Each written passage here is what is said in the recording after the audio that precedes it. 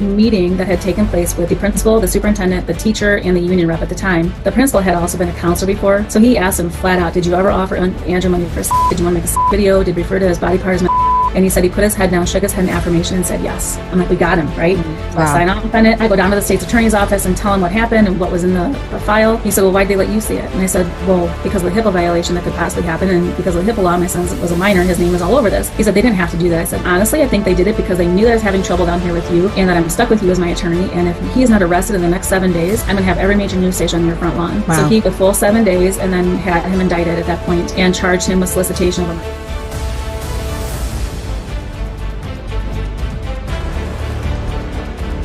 Throughout history, in every generation, there's a group of men, women, and children who are able to see the world in a way that others do not. They see answers when others see problems. They see hope when others see despair. They stand up to tyrants when others cower in fear. We are in search of this generation's Copernicus, Galileo, Harriet Tubman, Joan of Arc. Those who take a stand for justice, walk boldly in faith, and find solutions that are outside of the box. Those who are willing to lay their lives on the line for truth, will never compromise, back down, or give in. Men and women of character and grit, living fearlessly in the face of tyranny. And don't let anybody ever tell you that it's white or black. Christ belongs to all people. He belongs to the whole world. Join us for deep discussions and hard-hitting conversations with the who's who, the best and the brightest minds on the front line. Welcome to the Outliers, today's world changers. Hey guys, welcome back to Resistance Chicks. We're your hosts, Leah and Michelle. You're watching the Outliers, and we have with us a very special guest today, Michelle Peterson. We were introduced to her by Rhonda Miller of Purple for Parents. You guys are no stranger to her. She's going to be on the Outliers with Audrey Warner in the next couple of weeks. She was in our documentary. She was in our documentary, Monsters of America. And she introduced us to Michelle. And Michelle has a very unique story where her son was groomed by a high school teacher. Wow. And Michelle, welcome to the program. I want you to kind of give us a little bit of a intro, and then we'll go to this clip that your story was showcased on a national news program. Yes. Thanks for having me, first of all. And I still live in the same town where this happened. I'm out in Morris, Illinois, and we're about 80 miles southwest of Chicago. And this actually happened back in 2010. And it took us about 3 years to get this teacher actually convicted. Wow. But the clip that you're going to show is right before he was sentenced after being found guilty. And my son in this clip is 19. When he started texting my son, he was 15. Wow. So it's just a good clip to kind of give an overview of what happened. And then to get the audience to at least meet my son on some level so they know that, you know, he's just an everyday kid, that this can happen to anybody and to any family. Wow. That's amazing. All right. So let's look at this. First up, I think we have your website right here, michellepeterson.org, and I'm going to make sure that that's scrolling throughout the show here. But here's this clip from NBC. Imagine discovering that your teenager has been receiving thousands of text messages from a teacher, many sexually explicit, dozens in the middle of the night. You might believe your child would tell you if this happened, but as NBC5's Phil Rogers discovered, that's not always the case.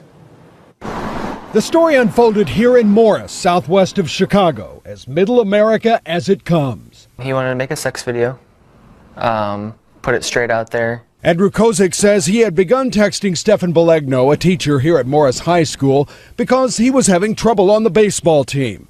But before long, he says Belegno was offering him money for oral sex. It started off at $500 and then $1,000 and then $1,500. But Andrew never told anyone, and no one knew until his mother heard him talking to Belegno on the phone. He has no business calling you at 11 o'clock at night. That's completely inappropriate. When she learned the two had been communicating by text message, Andrew's mother went to her computer and logged into the family's account.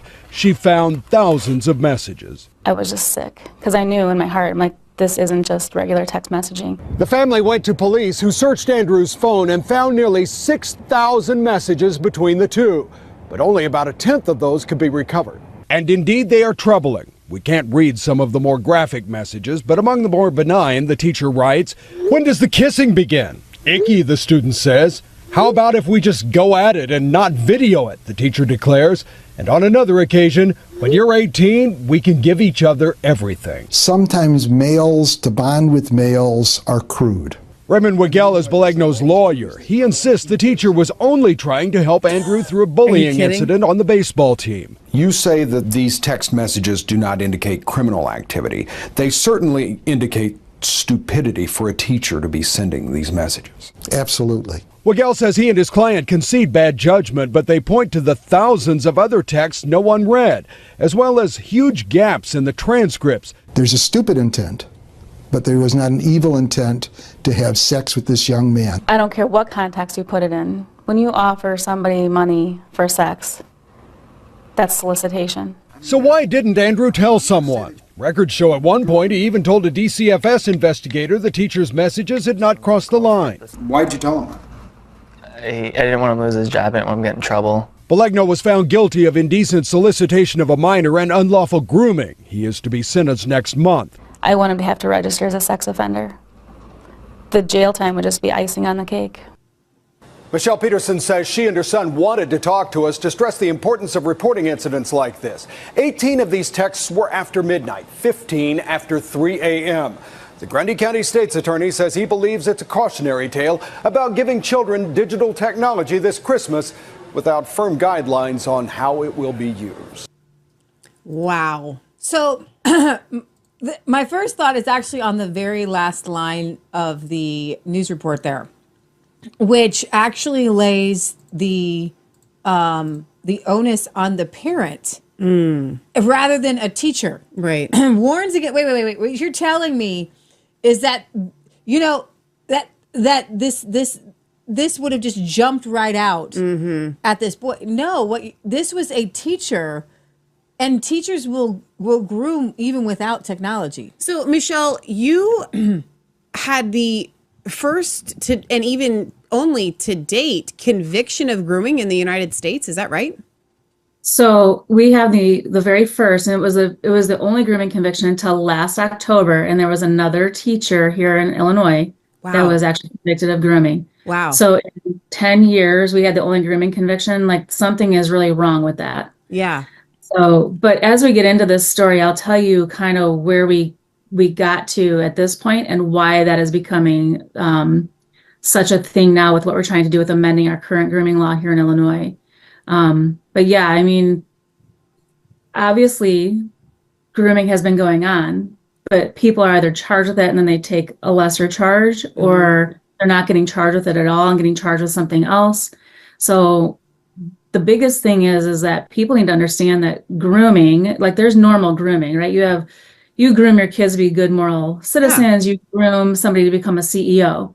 So this is unlawful grooming, whereby somebody is trying to gain the trust of another person, usually somebody older gaining the trust of a younger person, as well as possibly their family or the community, and with the actual hope or intent of doing something nefarious to that child. Typically, it's something sexual. Right. And that's what people need to understand. And a lot of people, you guys would be surprised, have no idea what unlawful grooming is.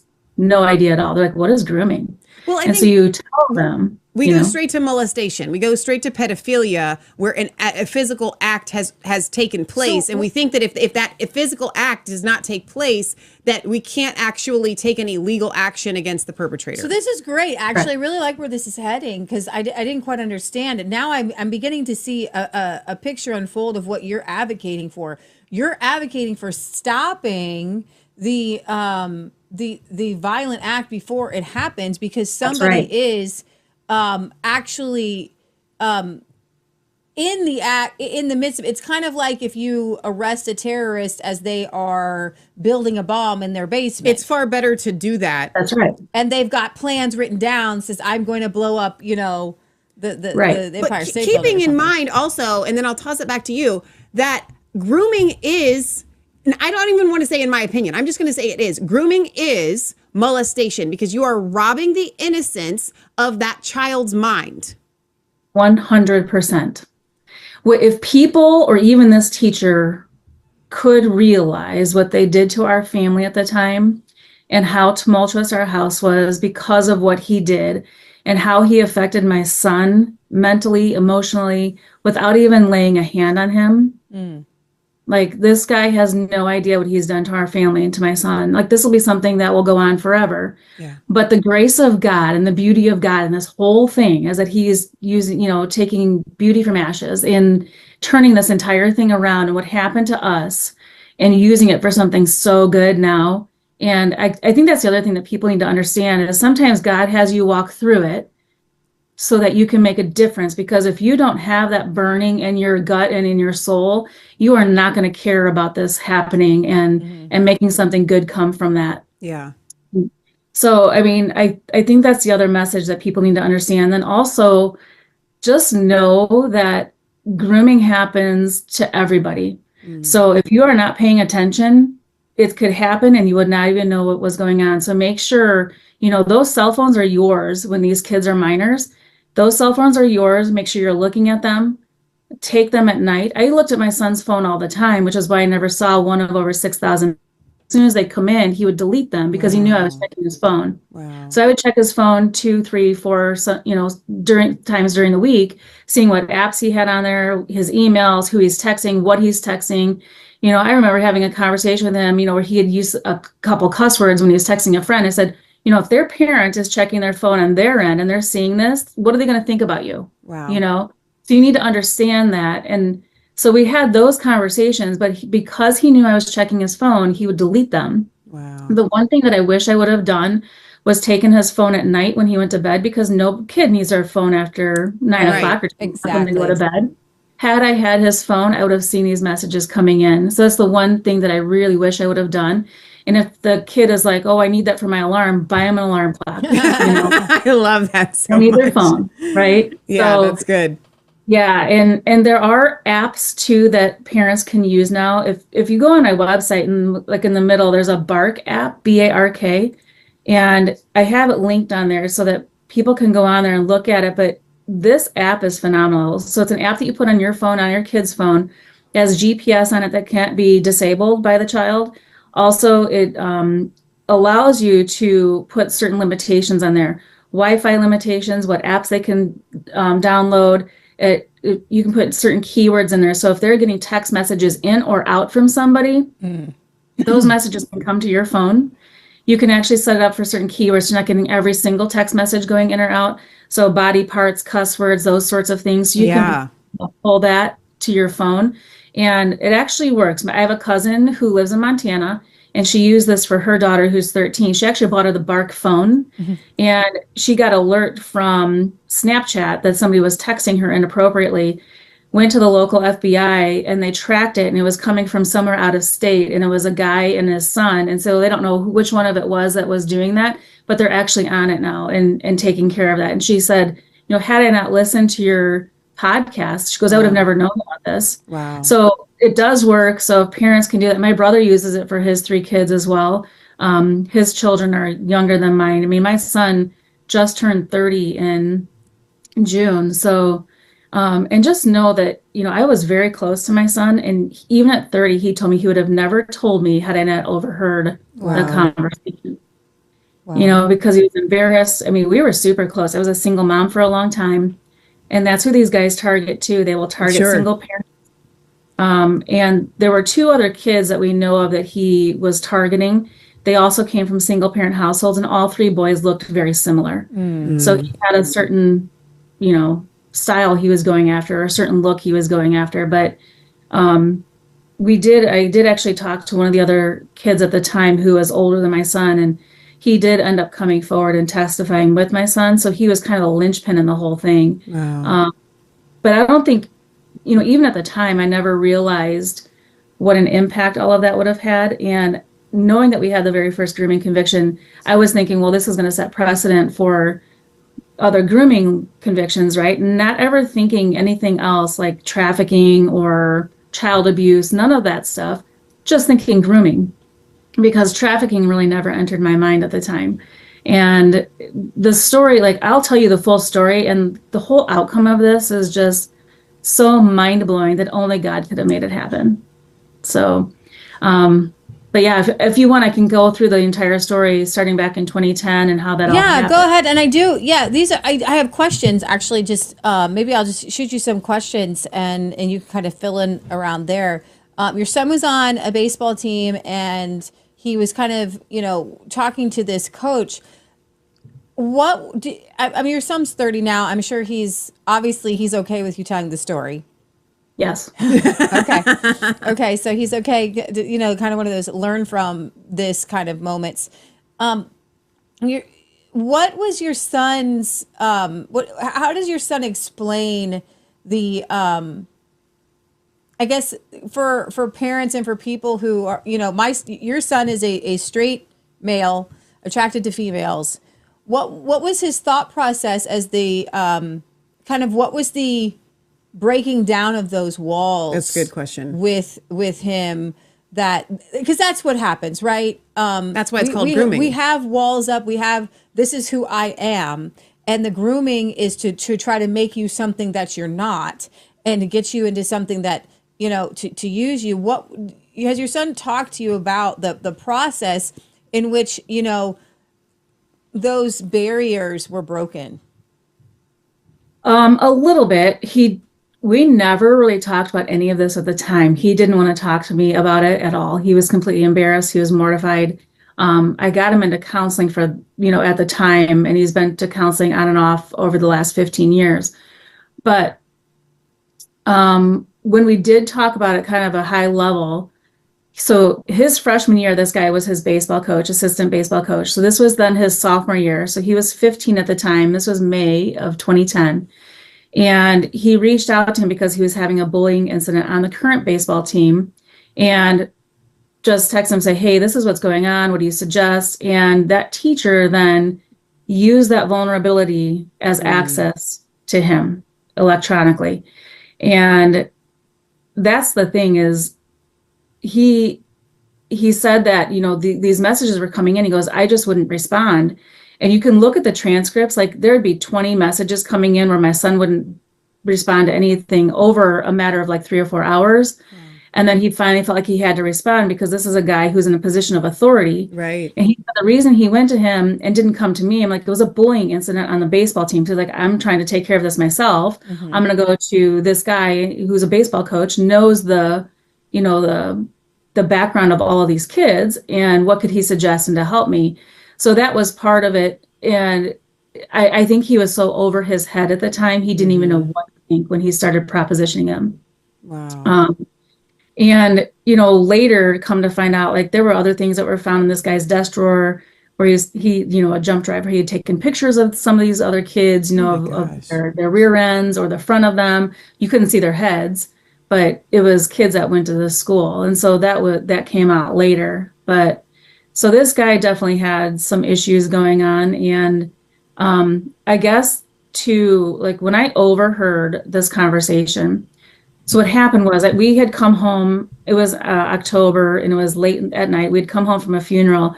So it was about 10:30 at night. I knocked on my son's door to tell him good night. He was like 16 at the time and he didn't go to the funeral with us. Knocked on his door and walked in, he was sleeping. So I'm like, I shut the door and then went about my business getting ready for work the next day. And walking past the room, several times, then overheard him talking then about a half hour later. And he sounded extremely annoyed. And he said, I don't know how often do you want me to call you? You know that I'm busy. I'm taking class in college and I'm working 2 jobs. And, then he's like, later he goes, I'll just meet you in your classroom tomorrow, pick up those paintballs. And my heart just sunk. I'm like, your classroom? So I knocked on the door and I'm like, who are you talking to? And he told me, I said, why is he calling you at 11 o'clock at night? And that's completely inappropriate. And again, this was October and this was a baseball coach. He had no reason to be talking to him at that time of year either. And so he said he was actually coming home from watching Sunday Night Football and was getting tired and gave him a call. I'm like, again, why is he calling you? I'm like, you need to hang up the phone. So he hung up the phone and I immediately went downstairs, looked up the phone number that he was just talking to, and then looked that phone number up and then found thousands of messages going back to May. The other caveat of this is I'm a physical therapist. And so I was doing some home health on the side and was in this guy's house doing home health on a family member at the time that he started texting my son. Wow. No. Was also coaching softball. I played softball in college. So I was coaching softball at the high school as well. So I knew him on several levels, as a colleague and then as, a family member of somebody I was treating. And, you gain that trust of somebody. So again, the whole grooming thing. Wow. What I've always said is, I'm like, he had the right kid, because my son is very smart. He's very kind. He will do anything for anybody. Had the right kid. He had the wrong family. And, you know, I was able to see right through the whole thing. As soon as I went down and saw those messages, I'm like, we've got a problem. And I printed off about 3 weeks worth of the messages. And again, it's just like your regular cell phone bill. So it's no verbiage, just the phone numbers back and forth. And so printed 3 weeks off, took it to the principal the following day, and I said, I think we have a problem. And again, because I was coaching there, the principal knew me on a different level as well. Yeah. And he sat back in his chair. What was in these messages? Because my son was, you could tell, like, I looked back, you know, over the last couple months mentally, and I'm like, he didn't want to go to school. He wasn't sleeping well. He was irritable. He wasn't wanting to go anywhere. He was becoming kind of a recluse in his room. And then he'd gone down to the nurse several times with an elevated heart rate. I actually took him to a cardiologist thinking there was some issue going on. Wow. And he'd have a resting heart rate of 120. So all of these things. And now when I looked back, I'm like, okay, something is off, and this is the problem. And so I started trying to find somebody who could get deleted messages off the cell phones. And I found a detective in Joliet and went to our detective. And because I went and talked, I mean, this is a small town, and our detective was somebody that I knew personally. And, you know, I went and talked to him right away. And we kind of opened up I don't know if we want to say an investigation, but just hey, you know, something's not right here. And then also when I met with the principal that day, I said, you know, as a mandatory reporter, are you going to be opening up a DCFS investigation, which is the Department of Children and Family Services? I'm like, you're a mandatory reporter. He goes, but I have nothing to report. They're both denying any wrongdoing. He said, but you're Andrew's mom. You can do whatever you want. If you want to open an investigation, go ahead and open one. And he must have told me 4 different times in 4 different ways in that conversation, you know, to essentially open up an investigation. And I went straight to one of the local churches here. I wasn't really attending church at the time. I couldn't find one that I really kind of jived with, but I went to the local Presbyterian church, as that's how I grew up, as Presbyterian. So I went there, asked to speak to a pastor, and he said, you need to turn this in. I still actually sat on it for a week, you know, sort of praying about it and figuring out what I'm supposed to be doing. And I turned it in then to DCFS at the time. They're supposed to be out within 24 hours or hear from them within 24 hours. I heard nothing. So 6 days later, after opening up the investigation, I called the local office, and they said, well, the person who has your case file is on vacation. I'm like, so you guys do nothing with it? Like, nobody else takes that over? Oh my gosh. Right. And so, and the look on your face was like actually how I felt, like, are you kidding me? And so I actually, again, me being me, I called the director of the Department of Children and Family Services for Illinois. And she actually answered the phone. I told her what happened. I could hear her typing in the background. She said, you turned this in 6 days ago. I said, yes. She said, they should have been out there the next day. She said, someone will be out there today. And if they're not, I want you to call me back. So about 10 minutes later, I get a call from the local office, and they said, listen, we can't get somebody out there today. And this was like 2 or 2:30 in the afternoon already. We can't get somebody out there today, but we will, try to get somebody there first thing tomorrow morning, which for me, that worked better anyway, because I could offload some of my patients and take care of that and clear my schedule. Also give my son a heads up, hey, this is going to happen. So I called the director back and told her, I left a message this time and told her, what was happening. And about 10 minutes later, I get a call from the school, and they were saying that DCFS was on their way. So she must have called them and said, you will have somebody out there today. And so by the time I got there, they had already had my son in an office talking to him with one of the counselors at the school. So I didn't even get a chance to talk to him first. I was so mad that they took him in there to talk before I even got there. So he's walking out as I'm walking in, and he was ticked. Oh, I can imagine. Yeah, if looks could kill, I would not be sitting here right now. He was not happy with me. But I went in and talked to the investigator, and she said, this just seems like benign text messaging. I'm not sure what the problem is. And I handed her those 3 weeks of messages. I said, you might want to note the times on there and how many messages are coming in. And that was over just 3 weeks. And this has been going on since May. She's like, oh. I said, yeah. It was about a 1/4 inch thick of paper.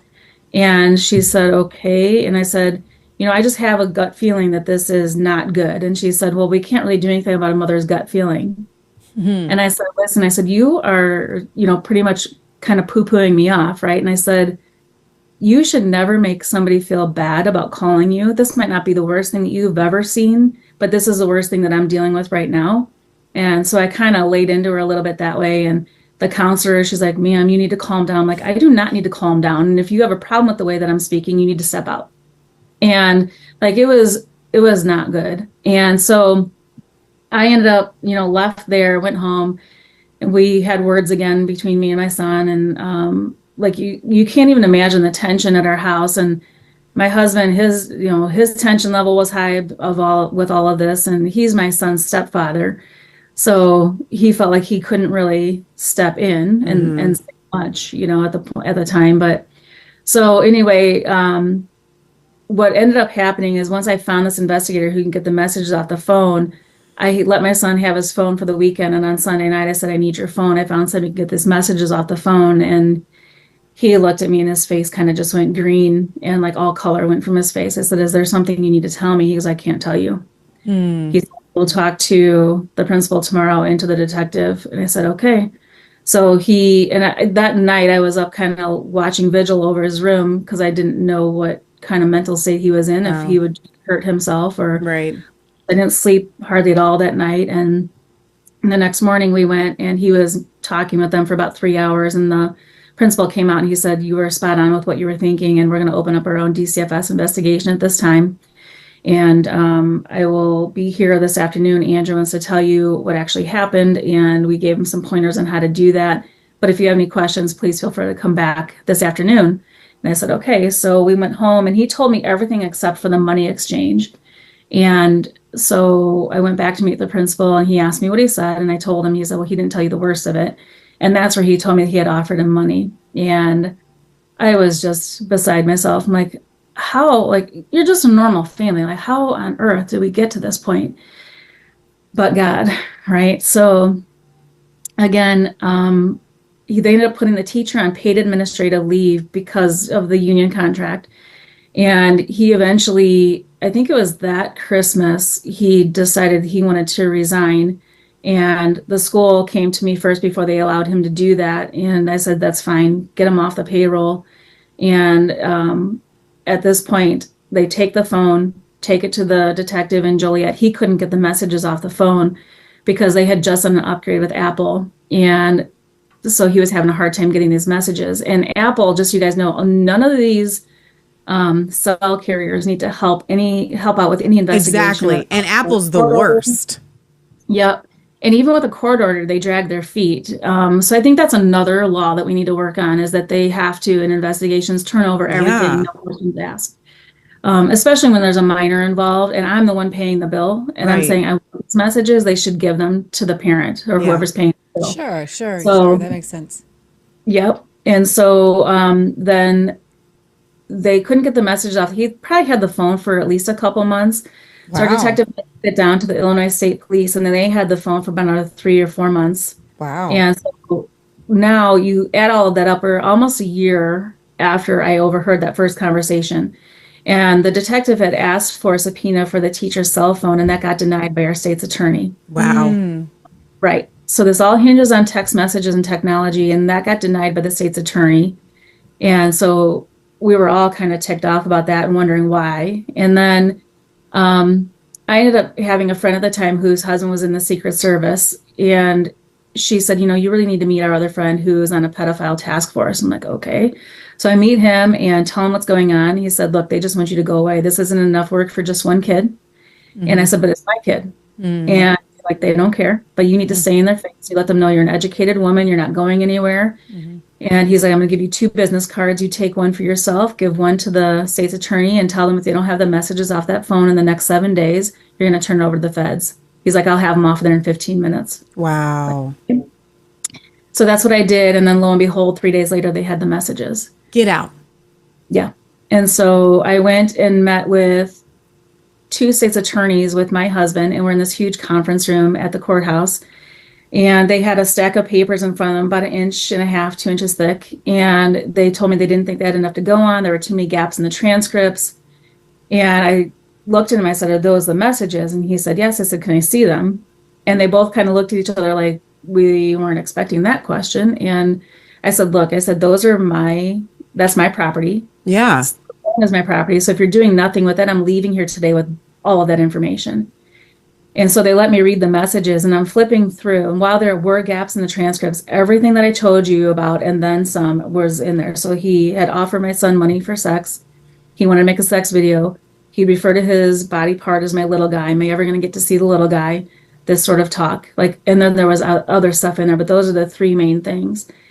And up until this point, like I said, we're almost a year into this. I'd been pretty compliant, pretty steady with, everything. I pushed the messages back very slowly, and I got up and slammed my hands on the table. I'm like, you have got to be kidding me. And I was yelling at the top of my lungs. I looked at the older guy. I'm like, you have grandkids that will go to this school, and you're okay with this guy teaching them. And the younger guy, I said, you have young kids that are going to be going to the school. You're okay with them teaching your children? And I was going off on them. And then, they're like, well, there was just another kid who could corroborate this story. I'm like, because one's not enough. One's not enough. Wow. What does he have to do? Sodomize my child before you're going to do anything about this? My husband started kicking me under the table, trying to get me to calm down. I'm like, you kick me one more time, I'm kicking you out that door. Like, all three of them are just beside themselves. And that's why my logo is like this, the mama bear. I love it. Like when you're fighting for your kids, it's not this logo that you see with the mama bear and the cub following behind. Mm-hmm. That's not what a mama bear is. This is the mama bear that you get like. And man, I was just beside myself. I said, I want to meet with the actual state's attorney. And they said, well, he's not available right now. And I said, okay, fine. And so I left. And so the next morning at 8:01, I called back. I said, I need to meet with the state's attorney today. I told him who I was. And they said, well, he's not available today. I said, that's fine. I will be in later to pick up all of my information and pick up the cell phone. And I'm going to take it to the actual Illinois state's attorney. So he himself called me back 15 minutes later, said he could meet with me that afternoon. And I had printed off an article where he said that he came back to our county to protect the children and families of that county. Good job. When I met with him, he said, well, I'm not really familiar with what's going on with your case. I said, I've heard that about you. You don't really know what's going on in our county at all. I said, and I find that hard to believe. I said, we're in the county seat. You went to this high school. How do you not know that this is what's going on in your county? Wow. And I told him about some other cases that I heard about that, they were waiting on subpoenas at the police department that they hadn't gotten in months. And I set the article down in front of him. I said, how about we start doing this? You said you came back here to protect the children and families of the county. Let's start doing this.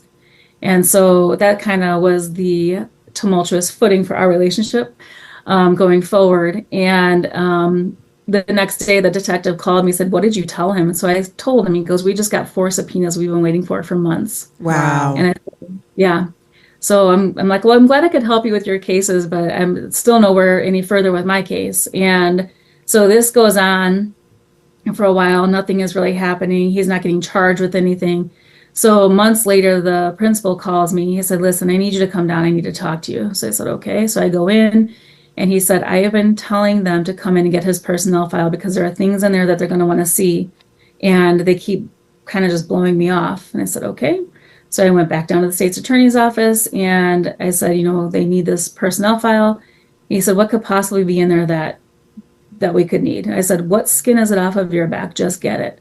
So they subpoenaed the personnel file, and before the school released it, their attorneys told them, the mom needs to come in and sign off on this because of the HIPAA violation that could possibly happen because my son's name is all over this. So she needs to sign off on it first. So I went in there, and so this was a meeting that had taken place with the principal, the superintendent, the teacher, and the union rep at the time. And the principal had also been a counselor before. So he asked him flat out, did you ever offer Andrew money for sex? Did you want to make a sex video? Did refer to his body part as my little guy? And he said he put his head down, shook his head in affirmation, and said yes. I'm like, we got him, right? Wow. So I sign off on it. I go down to the state's attorney's office and tell him what happened and what was in the file. He said, well, why'd they let you see it? And I said, well, because of the HIPAA violation that could possibly happen. And because of the HIPAA law, my son was a minor and his name is all over this.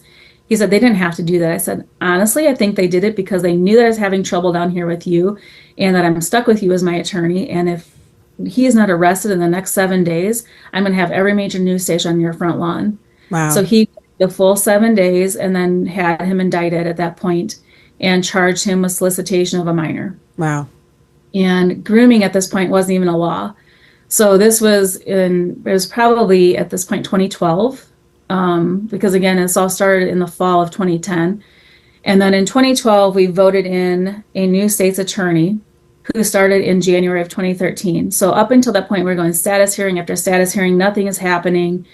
And they keep he and his attorney just kind of keep blowing things off, and then, we need this, we need that. So it's all these status hearings, and they tried to blame me that I was just like this vindictive mom, trying to come after this teacher.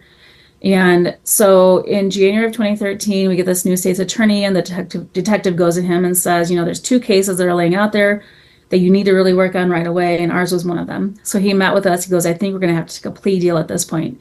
He said, it's been, too long. They'll say that you can't remember everything that happened. There's too many gaps in the transcripts. He's like, I just don't think we can win this. We're going to have to take a plea deal, which I was not happy about, because that means he doesn't have to register as a sex offender. He could still teach, maybe probably pay some fines. That was about it. No. We go to court in August of 2013, and by the grace of God, he decides he wants to take it to trial. And the judge on the case was so ticked off. He laid into him and his attorney. He said, you have dragged this family out for 2.5 years. We could have gone to court this summer. Now we have to bring this young man back from school, because now at this point he's 19 and he's he's in college. And so we're going to have to bring him back. And he was going to school in New Jersey. Wow. And so he's like, we're going to have to bring him back for trial. And like, he lit them up. And I was like sitting there trying not to like finally cheer that somebody right. Some of the things that I wanted to tell them for the last 2.5 years. So we ended up setting a court date for October of that year. And then we met with our state's attorney and his first assist, myself, my husband, and my son. And they said, listen, there's a new law that came into play in Illinois. They voted it in last year, but it just became law and active just last month. So July of 2013, and it was a grooming law. Wow. He said, everything that he did to your son, to your family, to this community, everything is in that law. And so I was like, okay. And, at the time you're like, why is this taking so long? But you look back. Wow. And that's amazing. That grooming law. Yeah. Wow, that's crazy. We needed that law. And so we go to court in October, and we get the very first grooming conviction plus solicitation of a minor. Wow. And the defense put me down as a witness for them. And I'm like, why are they and why did the judge allow this? And so the state's attorney said that he'd allowed it because he wanted to give them no chance or recourse for appeal. So he was pretty much giving everything they asked for, which made me kind of settle down. I'm like, okay, that makes sense. And so they did go back to appeal, though. And they ended up removing the solicitation, I guess, of minor, but the grooming conviction stuck. And he ended up, at that point, he had to do 30 days in jail, had to register as a sex offender, but it was only for 10 years. So as of this last May, he's no longer in the sex offender registry. Wow. And had to pay like a $2,700 fine or something like that. So now, fast forward 10 years, I went to a Reawaken in Tennessee, met a trafficking investigator at a VIP dinner the day before the Reawaken started. Her name is Amy Coelho. And she was telling me about some cases she was working on. And one of them was the La Luz del Mundo case. And it's a church cult where the women in the church prepare the kids in the church for the men in the church. Oh, wow. And it's a documentary right now on Netflix. So you guys can go watch this. But it took them 10 years to bust this guy. So they were able to get the main guy in the church. And then she told me about a couple other cases. And one of them was a Larry Nassar gymnast. And so in my head, I'm like, well, I'm going to tell her about my measly little case, right? So I tell her about my case, and I start to tell her, and she said, hold on, are you from Illinois? And I said, yes. And she grabs my arm, and she said, when was that? I said, 2013, 2014. She goes, I cannot believe I'm meeting you. And she gets tears in her eyes. She goes, I need to get a picture with you and send it to my team. I'm like, what are you talking about? She goes, we use your case for every trafficking case we bust because we have to prove the grooming in order to prove the trafficking. So all those cases I just told you about, we use your case. And she said, and we were cheering you on in the background. She goes, because we'd watched other cases go and then it kind of fizzled out. Wow. We watched your case go to the appellate court. It came back down. And we were cheering you on. We're like, come on, Mama, keep going, and I had no idea that was happening. Wow. And I told her the whole story about how hard it was to get this conviction. And she goes, and to hear the story behind all of this, she said, it just means that much more to me. She goes, because without these cases, we're not able to prove some of these trafficking cases without the, right. Wow. And so I said, so if that's true, and you guys are using this for every trafficking case, she goes, no, you don't understand. It's not just us. It's everybody in the country who is going after a trafficking case. They are using your case. Wow. And I said, so if that's true, I said, could they have used this for the Ghislaine Maxwell, Jeffrey Epstein trials? And she goes, I don't know. I'd have to look at the case file, because she's also a paralegal. She goes, I'd have to look at the case file. She goes, but I don't know what else they would have used. So to even think that we would have had a hand in that, that's and that huge. God was using this, it's unbelievable. It's so surreal. And like, we were both crying. And then she said, without your tenacity and your son's willingness to come forward, she goes, I'm telling you, you guys have saved thousands of lives. Wow. So started bawling all over again. And she said, so what we need to do is get a law put in place where if somebody's charged with grooming, that they can't take a plea deal. She said she thought that was the only reason we had the only grooming conviction. So I, at this point, had met General Flynn several times. So I talked to General Flynn. He introduces me to Mary Flynn O'Neill, his sister, who has America's Future. And so I was talking to her, and she goes immediately, like in real time in Tennessee, she goes, I actually need your conviction with a case that we have going on right now in Tennessee. I'm like, okay. So when I got back home, I was able to, tell the victim liaison the story. She's like, this is unbelievable. And so she actually sent me the conviction without me having to FOIA it or do anything else. So she sends me the grooming conviction. I get it to Mary. Mary then introduces me to a paralegal in Florida named Allie Hopper. Allie then started working with a couple legislators there, and she was trying to dig in, and they were going to try to change their law, their grooming law there, to make it so you can't take a plea deal, because that's what we were working on here in Illinois, to change our grooming law. And once she dug in, she realized that there was no grooming law in the criminal code in Florida. So then we took a step back, and we realized that Illinois was the only state that had a grooming law in place in the criminal code. You're kidding. Right. And so now we're trying to make it so that there is a grooming law in all 50 states. Wow. So I went down and had done a presentation with Allie in Florida. I was able to speak with the representative down there. I think his name was Bankson. Was able to talk to him after doing this presentation. He wanted to hear the full story. So I told him. So they got it passed in Florida. Then we started working with Representative Mark Thompson out of Iowa, who I met through Emily Peterson, one of the Mama Bears from Iowa. And she introduced me to Mark. And Mark and Allie and myself worked on their grooming law. And so he took some of what was in the Illinois law, some of what was in the Florida law, and combined it and made the Iowa grooming law. So that passed. Wow. Yep. And then Arizona got a hold of Florida because they had an issue with a softball player who'd been groomed by her coach.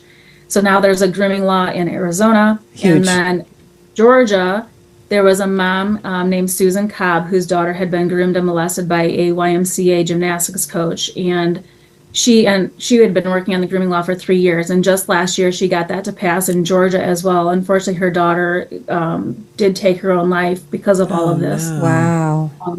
So she was successful, though, in getting that law passed. So after this last session, we now have a grooming law, which the original law was in Illinois. There's now one in Florida, Iowa, Arizona, and Georgia. And so now what I'm looking for is any state reps or senators who are willing to sponsor this law. And anybody out there, watching this podcast, if you have a personal relationship with one of them, or you could text them, email them, wow, or call them, and because you send an email to these guys and it just goes off into the ether, like nobody knows what happens to this, right? But if you have somebody who has a personal connection, then they can actually get a hold of them, tell them our story, send them my website, michellepeterson.org. I have a tab on there. It's called Andrew's Law, which is what the amendment will be called after my son. But I have all of the laws in there, and our conviction is in there, so they can actually go in and look at it, take the best of any of those laws that are in there, and use it to their advantage. And the original Illinois law is in there too. I think the very first thing you'll see on there is the amendment, but then the Illinois law is in there, and if you scroll down, the Florida law, the Iowa law is on there, the Georgia law. The only one I don't have on there is the Arizona one. So they can print any of that off and take it, and and there's the other thing too, gays against groomers. We had an issue in Florida. The LGBTQ community thought that this law was going to be against them. This is not. This is to protect their children too, because we don't want children to be groomed and molested by these pedophiles either. So gays against groomer came out and actually backed the entire law, which was fantastic. Wow. So once they backed our law, that kind of simmered down and that they backed off a little bit. So, but here in Illinois, we're trying to amend the law to make it so that somebody charged with grooming and or trafficking cannot take a plea deal. And we want to amend it so that it would be a lifelong sex offender registry, not just 10 years. Right. Yep. And then the other thing too is, on the sex offender registry, they can't go within 500 feet of a school. They can't go into a state park or a national park. So I saw this teacher 2 years later working at the mall, and he was only 60 feet from a children's play area where he was working. I'm like, how is that even legal? Yeah. Well, because it's privately owned and those places didn't exist when this law was written back in the 70s, it's not included. So that's part of this amendment too, is to make it so that places of business that cater all or in part to children would also be included on the sex offender registry. Now you're looking at places like Chuck E. Cheese, Dave and Buster's, Six Flags. In Florida, you're looking at Disney, Universal. Sure. And then these privately owned play areas would be included on there too. So that's what we're trying to work on and trying to amend this law. It was actually put in last year. It sat in committee the entire time, was never called for vote. And it sat on a Democrat's desk, Justin Slaughter, here in Illinois, in the 27th district, and he never called it for vote. And so I'm also asking people to maybe call his office and give him a little ring and say, hey, why are you not calling this for vote? Because it makes you wonder then, like, are you involved? Like, Yeah, exactly. Why are you not wanting to protect children? Because this should be a bipartisan issue. 100%. That should, we all have children. We don't want our children molested by these pedophiles and ruined forever, so that's what the whole grooming law is about, is to stop them before they actually defile the kids. It was bad enough with what happened with my son. Like I said, he'd been in and out of counseling for the last 15 years. And when I started talking about this again, in early 23, he's like, Mom, he's like, you already saved me. You don't have to do this for other kids. And I looked at him and I said, okay, Satan. What way would Satan like to stop me from doing this than to use the person I love the most to tell me to stop? And he then went back for some more counseling. I went back for more counseling because he was getting triggered by me talking about this again. But, he's actually in probably one of the best places he's ever been mentally in his life and doing so well finally. But it's taken a long time, and people don't understand, like, when these groomers are good, they get in their heads. You saw in that video, he's like, he feels like he cost him his job, he cost him his career, all of the hard work of him going to school to be a teacher.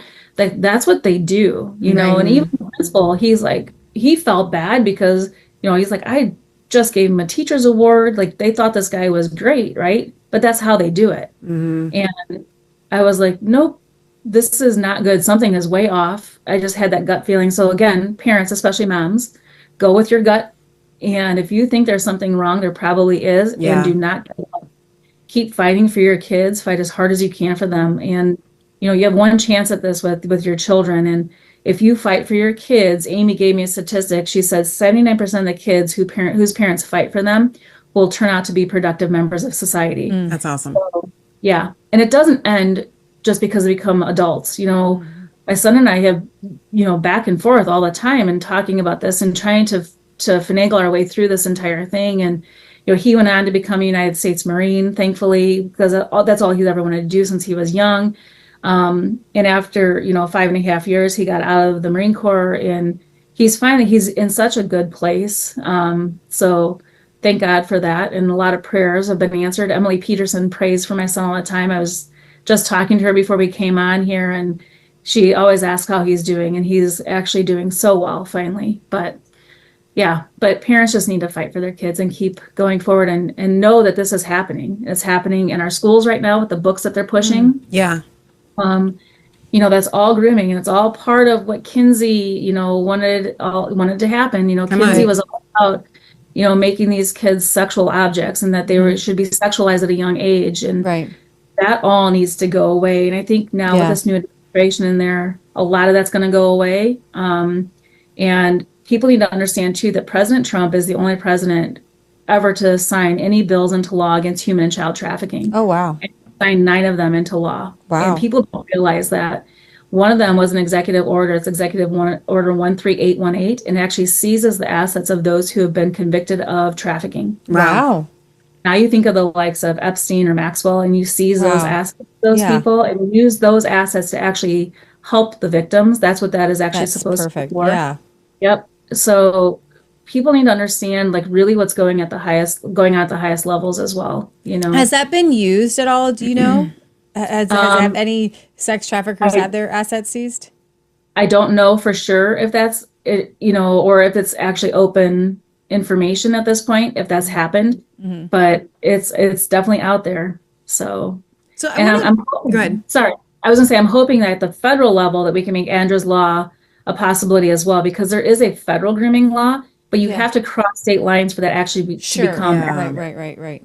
Yeah. Every state needs to enact this. And, just from I'll give my story very briefly. When I was 16 years old, I was meeting boys, and one was 26, a man, online. But you weren't like, it wasn't, a lot of these things now you can, they're so, right now it's very easy, but even then, like, these were innocuous, like you were in a Christian chat room with teenagers. Well, I want to get to a point for people out there for their vigilance. So that's what I want to get.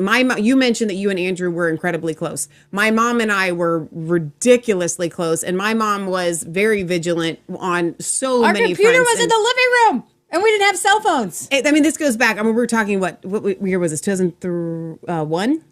2001? 2000. So, I mean, this goes way back. It was way back. And it was still happening then. Given the availability of technology to kids right now. So thankfully, what happened with my mom, I met one of these, it was 18 years old. I met this person in person, and my sister walked in on this young man and myself. I was 16, he was 18. And immediately our life went completely kaput, right? Like my mom got rid of... I almost went to jail. Lee almost killed him. I protected him, which speaking to that you want to protect the perpetrators, right? Which some people may say, Michelle, you were 16 and this person was 18. That's not that big of a deal. It was because of the level of innocence that I didn't want any of this. I was a young Christian girl, wanted to save myself for marriage, which I did, thank God. And I wanted to save my first kiss for marriage. Like, I was so in love with the Lord. My relationship with God was rock solid. And then insert this new person, and all of a sudden my world gets flipped upside down.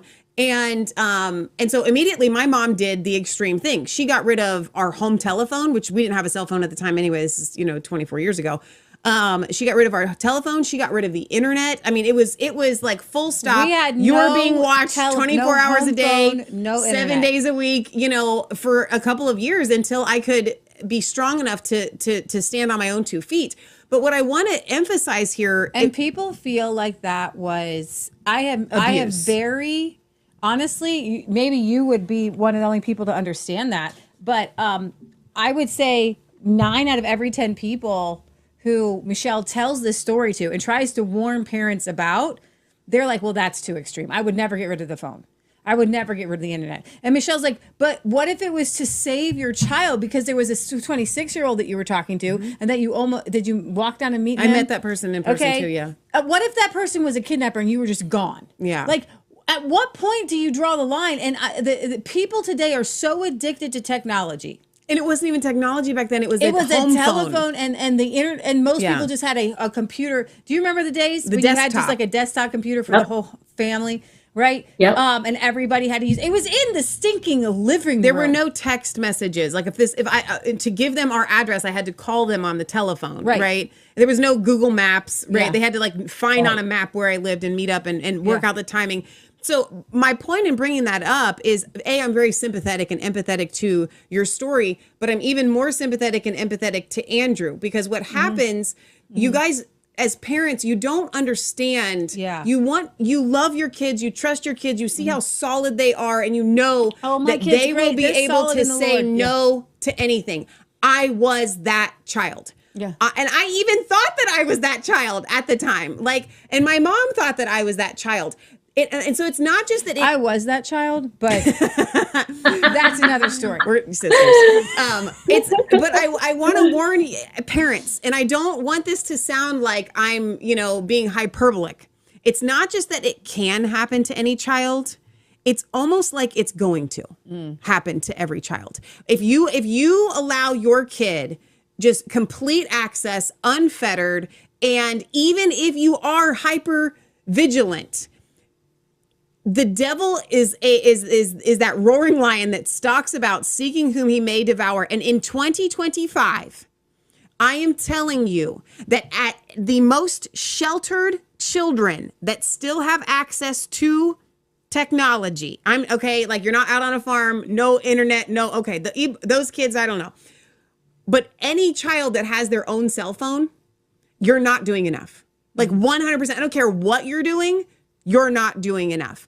And so we have to get out of this kind of idea that having access to your child and being able to get a hold of them at any time, and for them to be able to call you at any time, comes at a more important level than the risk of what can happen with your child with grooming.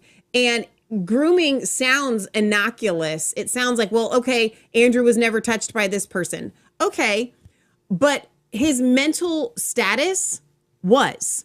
And I think that in today's day and age, we forget that any type of relationship, even if it is just digital or telephone calls or whatever, it's real and it's personal and it affects you. The physical part it's not even as important, in my humble opinion, as that emotional relationship, and I will say molestation, that happens from a perpetrator and a child. That emotional, because Andrew, even you were saying, I don't know how many years ago you said in 2023 when you were starting this, and he's still 13. Oh, I thought it was 2023. No, I mean when she started coming back on it. When I started talking about it again. Yep. And you said that he was a little bit triggered because part of him, and I get this, still feels not just ashamed, but responsible. Not even that, connected. Oh. And wanting to protect this person because they had a relationship. I get that. I know that. I can feel that experience even at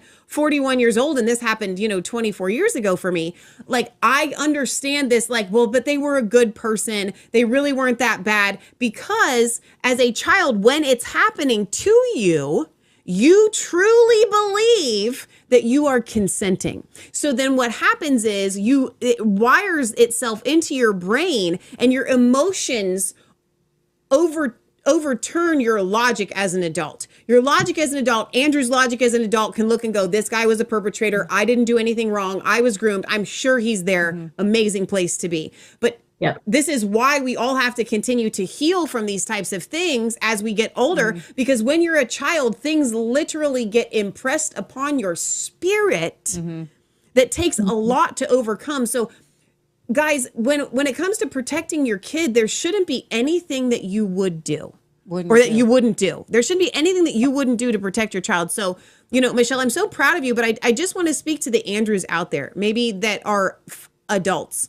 This wasn't your fault. Mm-hmm. You didn't do anything wrong. The perpetrator is a perpetrator, and they deserve more than what they actually have gotten if there has been any recompense made or justice whatsoever. And it is worth pursuing. And so we have to, as a society, kind of demystify this, and not, like you said, that every door you knocked on, essentially when this first happened, everybody's like, it's not really that big of a deal. We don't have enough to go on. And then when you sit down and you actually look at these things, which people, they had already seen them. And even after having seen them, they said, we don't have enough to go on. So I want to That's a twisted mindset in society. I actually would like for you to speak about what is now in the Florida law, the Arizona law. What is now grooming? Now that we've heard your story, what do they quantify it as? What is the difference now? Having a grooming bill law. What can you do now that you couldn't do? Like, let's say you're a parent, finds your child having had the same experience that you did. What can they do, and what will happen? Yeah, so in those states, now they can actually charge them with grooming, which is a felony. So it is a felony charge in all 5 states. So they will have a felony conviction. And if it's a teacher, they'll never be able to teach again. So that's what the parents can do. So there was something that happened here in Wisconsin, up in Kenosha. There was a teacher that was grooming a 14-year-old girl, and I got wind of it. I called the station up there that actually covered the story and gave them my information. She called me back the next day. She did an interview with me and some other moms that were pushing back against this. Not even the mom of the kid because they wanted to kind of stay in hiding a little bit, which I can understand. Yeah. But the rest of us moms were out there fighting for them and saying, hey, we need this law put in place in Wisconsin. Had they had that law, they could have charged this guy with that felony. Now they have nothing to charge him with. Wow. Right. And he put in text messages about having sex with this child. Like, these are the things, like, they can't do anything to this guy. So that's why they have like all these sting operations, because the actual messages in 45 states are not enough. And so a lot of these like anti-trafficking guys will set up a meeting. And then if you actually go to the place, even though there's no teenager there, then I mean, that's a lot to set up to catch somebody. Right. But what is the difference? Maybe you know. What's the difference between showing up and there's no teenager there and messaging a teenager? Like, what? I don't understand. Right. I don't know 100% for sure, but typically they would have something in those messages where they were going to offer money, which would be solicitation, right? So it could have been something on that level as well. Okay. But the fact that they actually showed up to meet this kid and that's who they thought they were going to have, relations with, that's how they get them. I don't know, but that still is all grooming, isn't it? It is. It's absolutely grooming. And I was just wondering, like, because you've seen, I'm sure you've seen it where you got, they get all these setups. Even like law enforcement will set up these stings.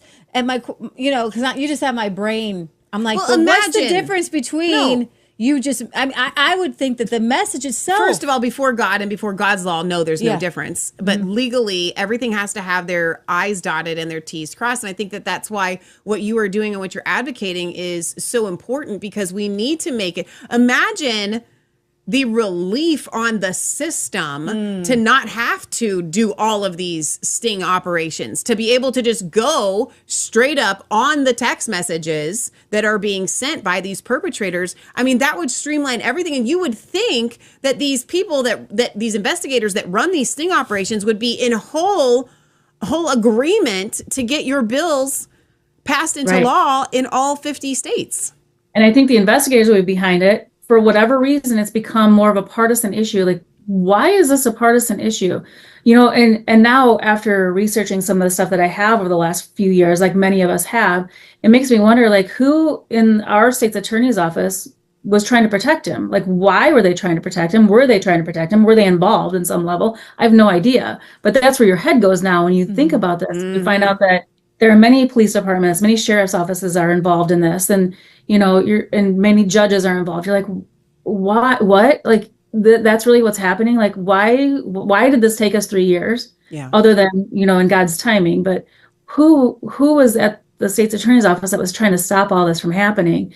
And here's the other thing too, is, again, protect your children at all costs. I ended up seeing the victim liaison that worked on our case just a couple years ago. And she asked how my son was doing. And I told her, it's been rough on and off. And she said, well, you need to let him know that that teacher came to bail out somebody. And the person that he came to bail out was somebody in the same town where this guy lived. And he had molested some kids that were under the age of 10 on a soccer team. Oh my God. And he was the one that came to bail him out. Wow. And so now I'm like, okay, so now there's a ring somewhere, right? So now they got some sort of pedophile ring going on. Well, here's the thing. These guys don't keep these videos to themselves. Right. So, there's no reason to make a sex video unless you're going to show it and share it with other people.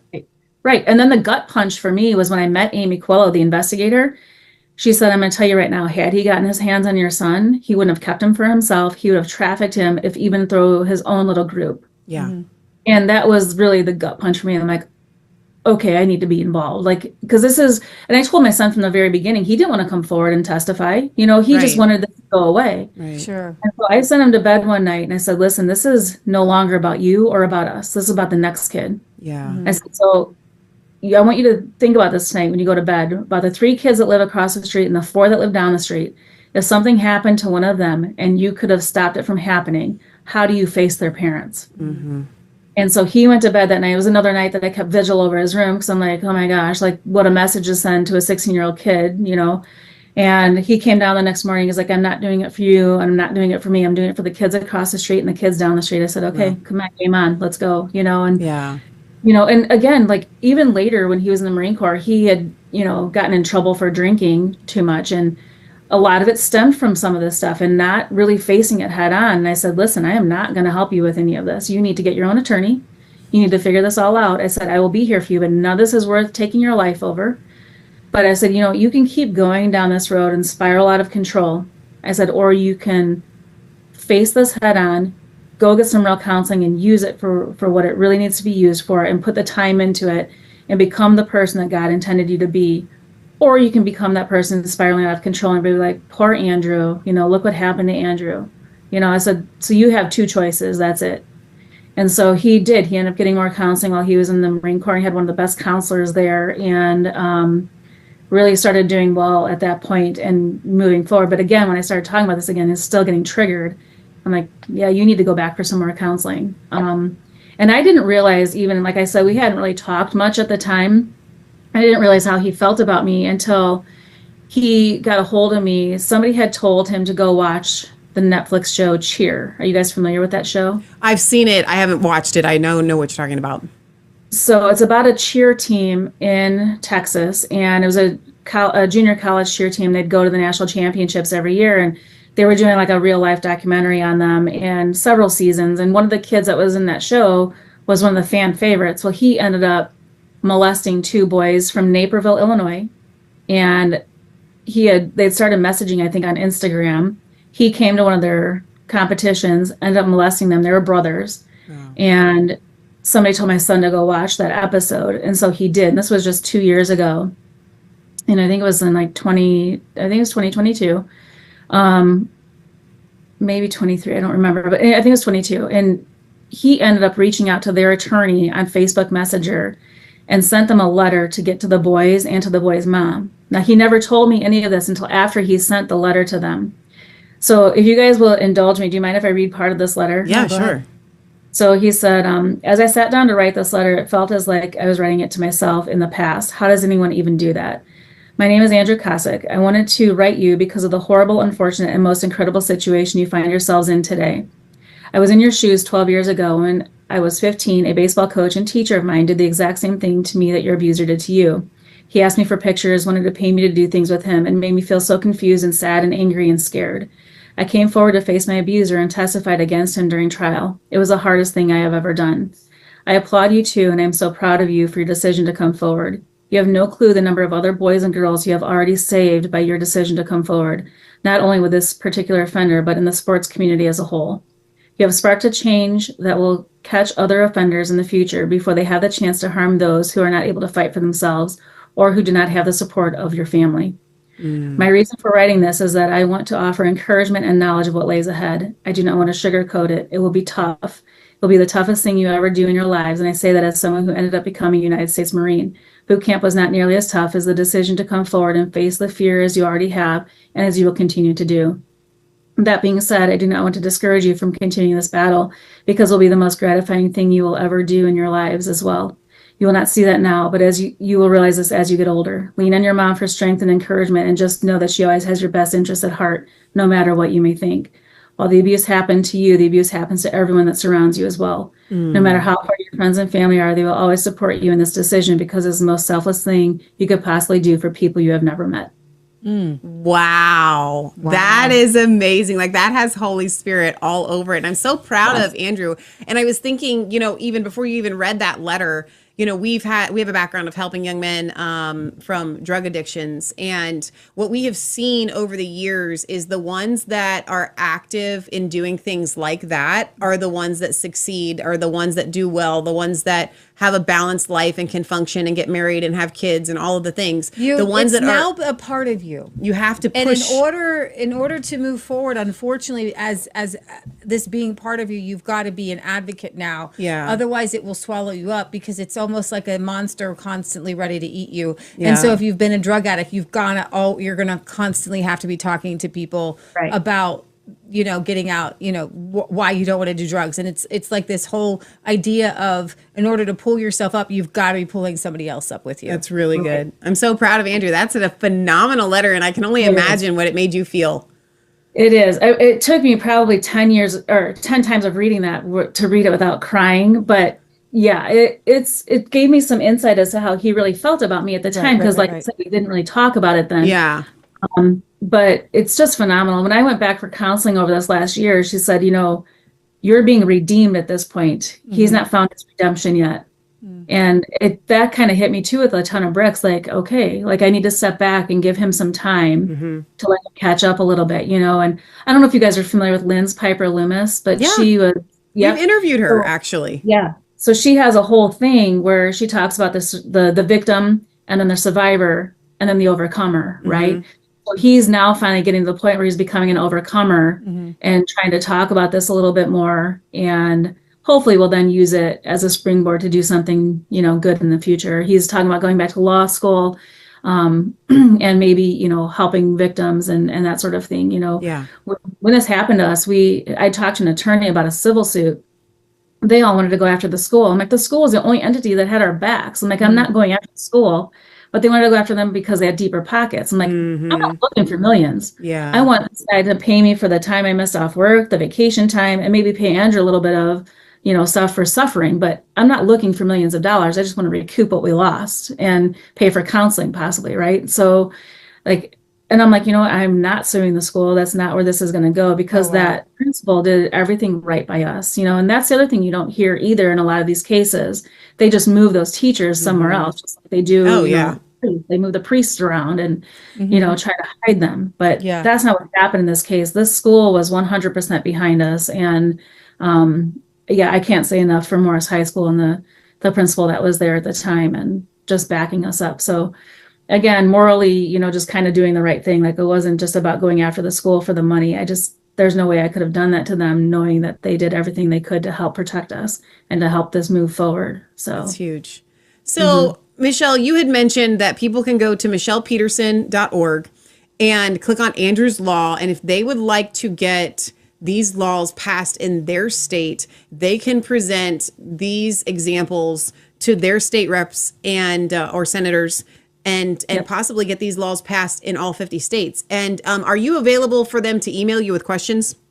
Yes. So there's a contact me tab on there, and that email goes straight to me, so they can contact me that way and I will get in touch with them.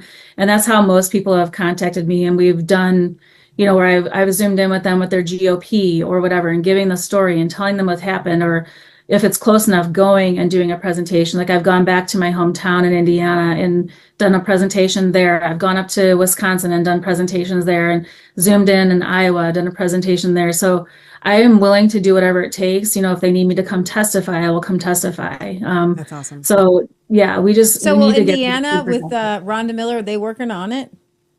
So they have a couple of representatives that are willing to sponsor it. So yes, they are working on it. There's a rep there named Dan Durlnick out of Northwest Indiana. So Dan has actually put it through currently as a bill. So hopefully it will go through in Indiana. I've talked to folks in Indiana until I'm blue in the face, like, this needs to happen. And, this is where I'm from, so it'd be nice to actually make this happen here. Well, we'll try to make some contacts here in Ohio to get this passed in Ohio for sure. It's so necessary. It's necessary for every single state. And I can't stress it enough. Like, there's the old adage of, and I say this on the show every once in a while, where so many of us love to be downriver and we see people are drowning in the river and we're trying to pull them out and we're drying them off and we're saving lives. We just feel like, man, we're pulling people out of the river and we're doing such a great job pulling them out of the river. But no one is stopping to go upstream and find out where the people are falling in the river. That's what you're doing with this grooming. It should be illegal, for an adult to proposition a teenager. Yeah. Okay. Right. And we all know that, and we want it to be illegal. Everyone does. I'll kind of end with this, because if you guys haven't seen our documentary on, have you seen our documentary on Monsters of America? No, I haven't. So we'll send you our documentary, Monsters of America, Alfred Kinsey and the Monsters of America. The first part's about the eugenics, Margaret Sanger. Eugenics, Margaret Sanger, and the second half is about Alfred Kinsey and what Rhonda Miller, I know your friend and our friend from Purple for Parents in Indiana, brings to the table is all the stuff that Alfred Kinsey did. Not just his goal wasn't to just be as perverted as he could in Indiana University and do his little sexology research and come out with the book that he did. What's it called? The sexual health behavior of the human male and female. What he did is what you're doing, but in reverse. Yeah. He went to all 50 states. This man went to all 50 states and had them get rid of 52 laws that protected women and children. And I'm sure that in one of those laws would be something akin to a grooming law. Yeah. Okay. Right. And so we're just trying to put back in things that we had in place. We had common law in all 50 states before Alfred Kinsey helped institute what's called the Model Penal Code. And what you guys you may not know, and you should really do some research on the Model Penal Code and how you went from in many states, the death penalty for rape, the death penalty for like a sex trafficking or something like that, pedophilia. or pedophilia, to you wonder why are pedophiles only getting 2 or 3 years? Why, even a man who's propositioning a child for sex, how long did he get in jail? 30 days. 30 days. So it was 120 days. But he had to do the first 60 days, and then again, it's day for day good behavior, right? So he only did 30 days, and he only had to do the other 180 days. He only had to do the other 120 days if he violated probation. Wow. So he did 30 days in jail. This is the insanity of these laws, and this is due to Alfred Kinsey, who would say the reasoning behind that is because our model penal code views children as sexual beings, because Alfred Kinsey used pedophile research and fake pedophile research to say that children were sexual beings, and he and his researchers believed and put in the book that children can benefit from sexual relations with males. That's adults. What's in with adults. That's what's in Alfred Kinsey's research. That's what's in the book. Hugh Hefner read Alfred Kinsey's book, The Sexual Health of a Human Male, and said, "Oh my gosh, all these people are doing all these other crazy, wild sex things because Hugh Hefner was a virgin in college." Guys, that was the norm in the 1950s. Even adult males like Hugh Hefner were virgins in college. He reads this book, which is based on Alfred Kinsey having interviews with adults who say they do all these wild and crazy sex things. And I know we don't have time to go through all of this on this show, but what Alfred Kinsey wanted to try to prove was that specifically males, okay, this goes to your son, are on a spectrum of homosexuality. And it's from 0 to 6. And 1 through 6 is some form of homosexual attraction. 0 meaning you have none. But Alfred Kinsey said, and his research wanted to prove and tried to prove that there are very few males that are not attracted to males, because he himself, Alfred Kinsey, he would look at magazines and he would groom. Alfred Kinsey was a groomer in college as a college professor. He would groom young males. He was in the Boy Scouts. I think it was the Boy Scouts. And he would groom young males. It's in Judith Reisman's books explaining how Alfred Kinsey did this. It was the very idea of grooming is actually what people might not understand is written into our codes. That what you're trying to do is undo the fact that our model penal code, baked inside of it, is a protection for pedophiles. Protection for grooming. Yep. And that grooming should not only be allowed, but is healthy and natural. Yeah. And you shouldn't have to fight to do these laws. And people need to understand it. And it's like a rewriting of our brain. Okay? Right. We have to rewire our brain. Okay? Pedophiles, once a pedophile, always a pedophile. 100%. Once a groomer, always a groomer. Once you got to be on that sex offender list for the rest of your life. Yep. Okay. And if you have and I think that any sane person would say that a grown man propositioning a 15 or 16-year-old student, there is something demented and wrong with that person. And that person should be pulled from society. And he needs to be pulled from society. There is no coming back from that. That's not a joke on the side. There is a mental barrier that is absolutely shattered in an adult, especially one in authority, that can view a child as a sexual object. Well, I keep going back to the NBC clip that we played at the start of the show, and that lawyer, the representative of your child's perpetrator, sicko, essentially the defense that they were mounting. This was bonding. Not just bonding, but that men and males joke like this. No, they don't. Okay? No. Because all of the straight heterosexual dudes that I know do not joke with each other about doing sexual acts with each other. Or propositioning, hey, I'll give you 5. When do I get to see your little guy? So this is not just being inappropriate. This isn't just crude jesting. This was literal actual grooming. And I want to end with this. I'm so proud of you. And I'm so proud of Andrew. And, you know, the story that you guys have is one that needs to be shared. And you shouldn't stop telling it. And you should keep telling it. And you should keep shouting it from the rooftops. Yeah. And the fact that you're not letting this go and you are doing the reverse of Alfred Kinsey, trying to go to each state to get these laws passed. I mean, you're an American hero. Thank you, Michelle. Oh, thank you. You're an outlier. I just don't even look at myself that way. Like, this is just what you do, right? You protect your kids. You do what God is tapping you to do, because if you don't and you face him one day, like, why didn't you do what I asked you to do? Yeah. Right. I want people to, you got to listen. People know that you shouldn't have to, that this is not normal, that this was not a thing 50 years ago. The law's already protected. Well, it was 50 years ago, but yeah.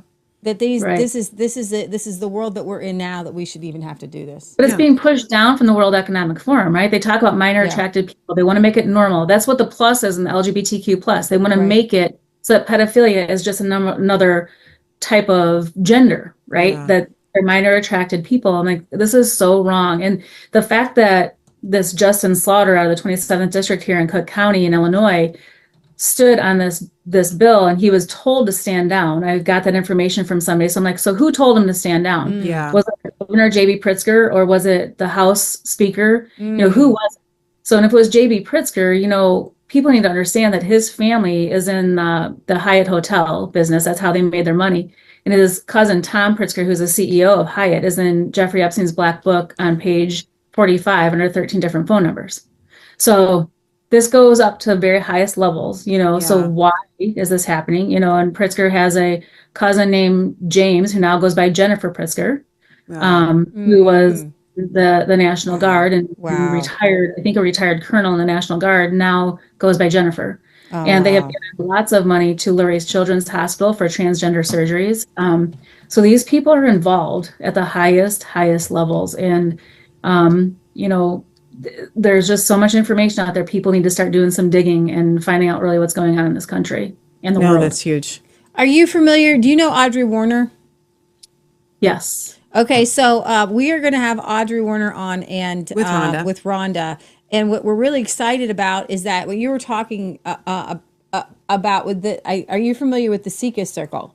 So no. This is the. I always pronounce it wrong. But it's the sexual, what is it called? It's something, I don't remember what the I is, but it's the Education Council of the United States. Yeah, this is a Sexual Council of the United States. For education. And the Sika Circle is a book that by a woman named Claire Chambers. She's in her 90s now. And it's been out of print. And Rhonda Miller gave us this book last year when we interviewed her for our documentary. And to get it was like $5,000. Not that you could get one because it was so out of print. So we helped her to fund getting it reprinted. It's just now in print again, and it's actually kind of a miracle. So it was written in the late 70s, and it's about the organizations that spun off from the Kinsey Institute that got all of the sexual revolution stuff into schools. And this is the expose of that. And I wanted people like, what do Vice President Walter Mondale, John D. Rockefeller III have in common? What philosophy guides the Sex Information and Education Council of the United States, Planned Parenthood, and the ACLU? The answer to both questions is humanism. And then she brings together this, how all of these organizations, starting with Alfred Kinsey in the early 1950s, began to rewrite all of education. And so we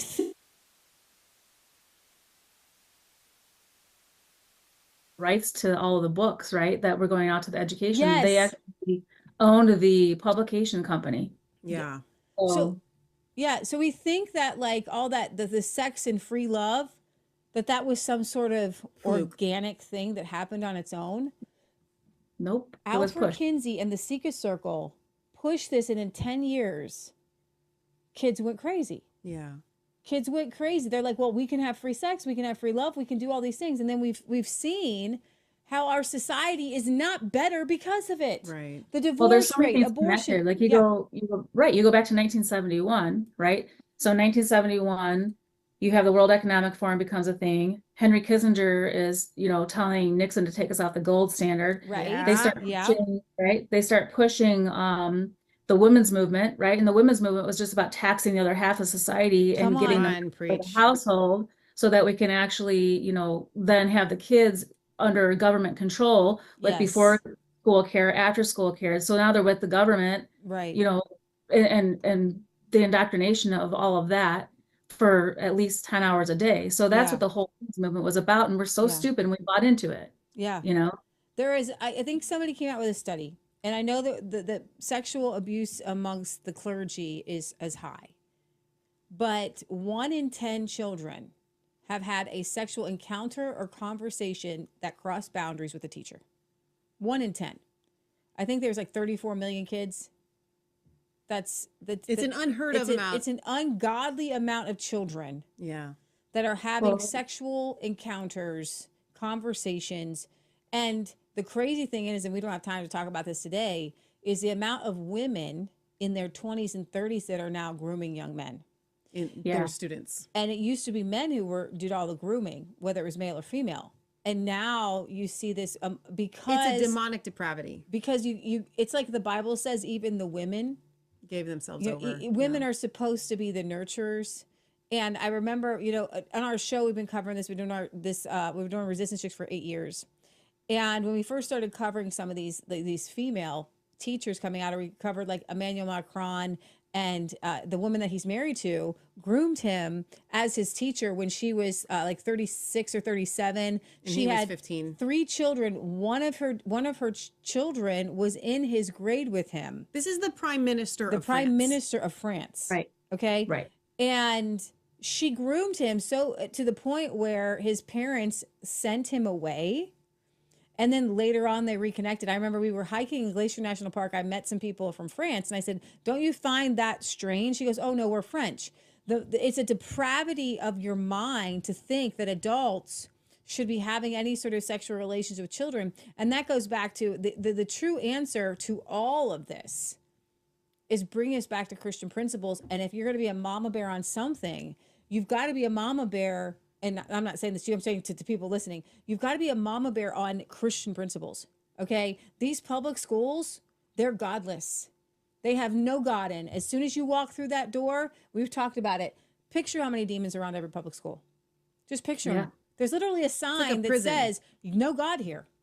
So if there's no God, guess what? The spiritual world exists outside. There's no bubble in public school world that says off limits to demons. Right. But they say off limits to God. They don't say off limits to demons. They absolutely do not. But they literally say off limits to God. So there is a spiritual world inside. Yes. It's exactly. Just not God. Right. 100%. And we're all waking up. And I think the best part of COVID has been the reawaken. Yeah. And I've seen more people homeschooling than ever before, but homeschooling is not the end all be all. Who was homeschooled, Michelle? I was homeschooled at the time that my issue happened, and so you have to be vigilant. And I'm just so, even as a parent, you probably struggled through, what did I do? Did I fail? How did I let this happen? And all of this, guys, today's show is not about guilting parents who were not able to protect their children. Okay. It's about what can you do right now? Now that you know, you're held responsible. Then exactly. Once you know, then you're held responsible. So don't look away, put this stuff. If you absolutely have to have, your kids can have dumb phones, by the way. You got to get a hold of them. There's a flip phone. You know how hard it is to text with a flip phone? Go ahead, try. It's not as easy. You're not going to get as many pedophiles through. Even the bark phone, you can set it up so they can only text back and forth to you. That's amazing. Well, see, there you go. I love that. And so these are the things, if you really, and I understand in the world that we live in, you kind of like, we don't have payphones anymore, so it's kind of hard. Yeah. Schools don't have payphones, so you do need to have that kind of, you're going to just be, be like the Amish shaking up out your phone. For all the kids who do have the apps on their phone. So I get the conundrum that parents are in, right? At the same time, you got to do what you got to do. You have to. we have friends, the Taylor family, and they're often a part of our ministry and different events that we do. And their two youngest are 16 and 14. They don't have cell phones. They text through their. They have friends that they text. They just use their mom's phone, and their mom. They'll text me through their mom's phone, right? Yeah. And so, like to me, if it's not a matter of like being like some super like killjoy for your kids, but like you protecting your child is the most important thing. And building that foundation where you protect them so that when they become adults, then they can start making their own decisions. Kids don't need to make their own decisions. That's the thing about the internet. Like, it's great because it opens you up to the world, right? But it's also evil. It opens you up to the world. Exactly. Sure. Exactly. So, Michelle, do you have any final thoughts before we pray? No, just the biggest thing is just protect your kids and fight for them as hard as you can at all costs. I love that so much. My final thought, I just keep going over my head, is you were talking about feeling for Andrew. Yeah. Right? I've lived it. The amount of stories specifically from young men having to go to their parents from having a porn addiction. Oh, yeah. That's and huge. I know, and I've talked to my friends who are parents, and I've talked to even young people who have stumbled across pornography. And the guilt that they feel immediately. And so as adults, there are things that children do and that they need to experience in life, and they need to have the consequences for. Right. And it's just kind of life and starting your lemonade stand and you overcharge or you undercharge or there are whatever. Lessons to be learned in life, okay? Trying to take on the saxophone when you're really not good at it. Go ahead and try. Stumbling across, and what the internet is and what pornography is to me, is stumbling across a criminal gang. Yeah. And so if you've stumbled across a criminal gang in life, like, we're living in a place where the internet is now, it's full of criminals. It's full of actual criminals. Yeah. And you're stumbling across a criminal act. Like, I need to send my son to the Las Vegas Strip to learn life and to make his own decisions. Said no parent ever. And then or they no feel reasonable guilty. Parent. Yeah. Right. And I remember we were, this is the last story I'll tell. There was a young man at a camp we were at.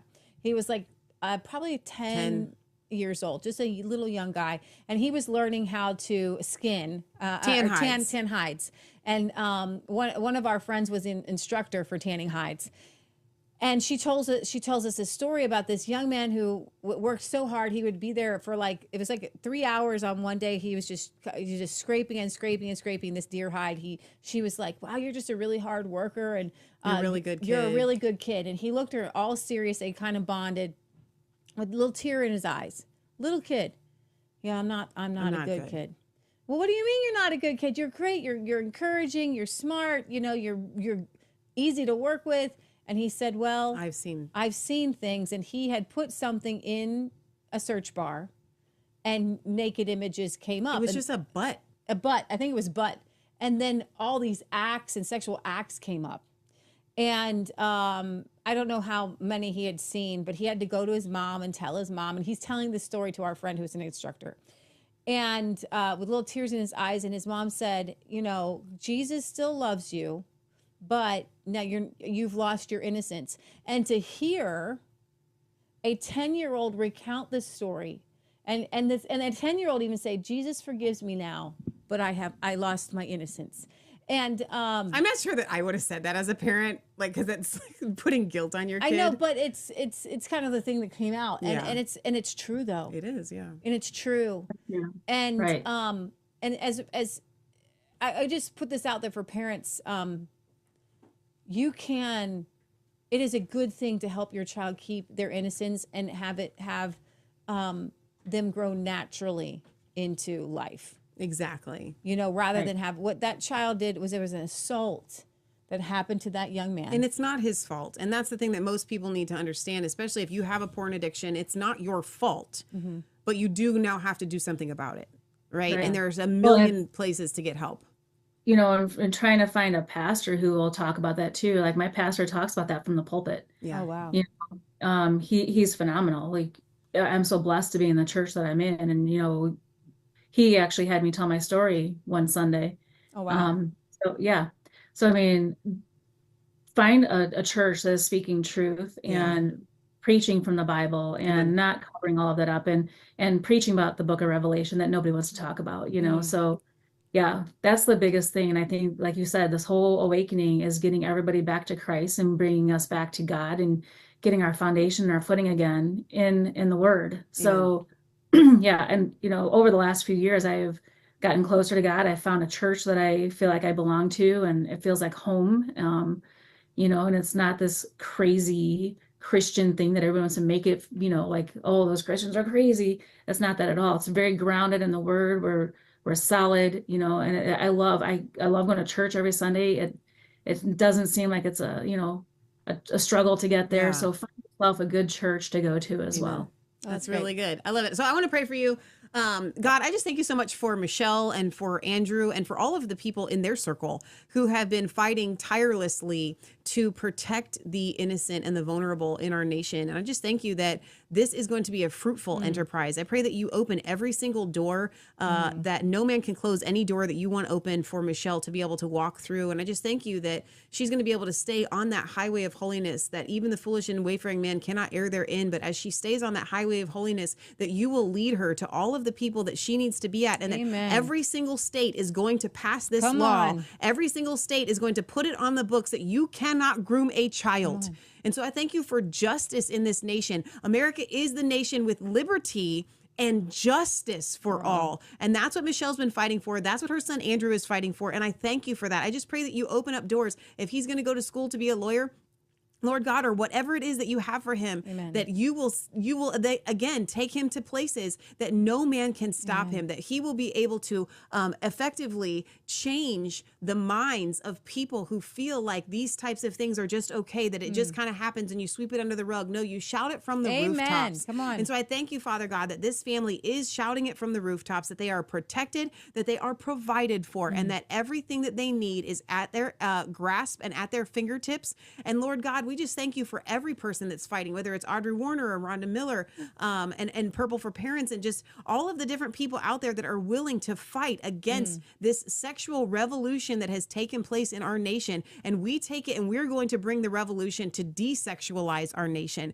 So I thank you for all these things. I thank you that America is going to be pure again. America is going to be holy again. America is going to be righteous again. And we're going to make it so that pedophilia is a capital offense. We're going to make it that rape is a capital offense. We're going to make it that the laws and the consequences for doing even the tiniest act for a child is so egregious that no one would even consider doing it. In Jesus' name we pray. Amen. Amen. Michelle, thank you for coming on the show. This has been a blessing. And we'd love to have you back as you effectively pass more laws in more states. And Unkinsify the nation. Unkinsify the nation. That needs to be a t-shirt. That's really good. Unkinsify the nation. Unkinsify the nation. On that note, you guys, thank you for tuning in. Thank you for being a part of the Outliers. Thank you for all of your support to Resistance Chicks. We love you guys. We're so thankful for you. Share this episode. Tell your state legislatures to go to michellepeterson.org to look at the Andrew Law resources that are there and to get these laws passed in your state. There is nothing more important that you can do this week than that, and to help make it your life's mission to make sure that we are protecting the most vulnerable in our nation. And you will watch a societal change transform before our eyes when you obey God to do these things and to take care of the least of these. Michelle, thank you for coming on the show. We'll see you guys next time right here from ResistanceChicks.com. The long wait is over and it's finally open. The Resistance Chicks General Store. Our mouths were filled with laughter, our tongues with songs of joy. Sisters Leah and Michelle Svensson have been making their own home, health, and personal care products for well over a decade and are now bringing you everything you've been asking for, like the Oil of Joy Original Collection, deodorant for men and women, face and body soap, lavender oatmeal, homestead hands, face and body butter, Oil of Joy, soap products, and much, much more. These products are amazing and so good for your skin. We realize that many of our health issues can be traced back to the harmful chemicals and ingredients in most of the products on the shelves today. But even more than that, we believe that our Creator, God the Father, gave us everything for life and godliness, and He desires for us to work with our hands, to take joy in the gifts He has given us in this earth to enrich our daily lives. To learn more about all of these amazing products, visit shop.resistancechicks.com and place your order today before quantities are sold out. You deserve to treat yourself to the best spa day ever. You deserve the products from the Resistance Chicks Joy collection, only at the Resistance Chicks General Store. Is any sick among you? Let them pray over him, anointing him with oil in the name of the Lord, and the prayer of faith shall heal the sick.